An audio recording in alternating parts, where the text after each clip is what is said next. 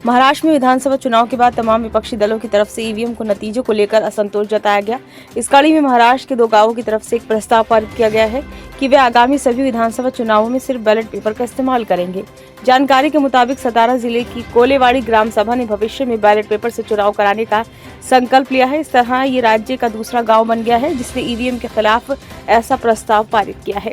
ये गांव कराड़ यानी कि दक्षिण विधानसभा क्षेत्र के अंतर्गत आता है, जिसका प्रतिनिधित्व पहले वरिष्ठ कांग्रेस नेता और पूर्व मुख्यमंत्री पृथ्वीराज चव्हाण करते थे।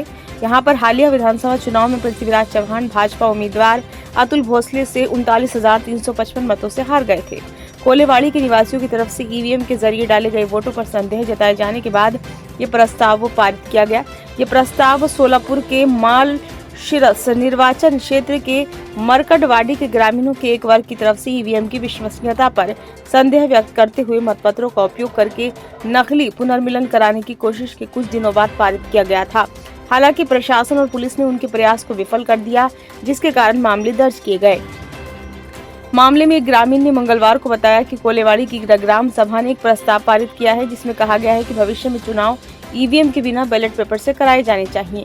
उन्होंने कहा कि चुनाव आयोग को सामूहिक मांग को देखते हुए बैलेट पेपर प्रणाली पर वापस लौटना चाहिए। उन्होंने कहा, हमने संकल्प लिया है कि कोलेवाड़ी के लोग तभी मतदान करेंगे जब प्रक्रिया बैलेट पेपर का उपयोग करके ही की जाएगी। अगर भविष्य में चुनावों में ईवीएम का उपयोग किया जाता है तो मतदान हम नहीं करेंगे। उन्होंने कहा है कि अगर प्रशासन हमें बैलेट पेपर पर मतदान करने की अनुमति नहीं देता है तो हम मतदान प्रक्रिया का बहिष्कार करेंगे। वहीं सतारा जिला कलेक्टर जितेंद्र डूडी ने कहा कि उनके कार्यालय को ग्राम पंचायत से कथित प्रस्ताव की प्रति नहीं मिली है। उन्होंने कहा, चूंकि हमें प्रति नहीं मिली है इसलिए मेरे लिए टिप्पणी करना उचित नहीं होगा। एक बार हमें प्रति मिल जाने के बाद हम आवश्यक कदम उठाएंगे। ब्यूरो रिपोर्ट, नई दिल्ली।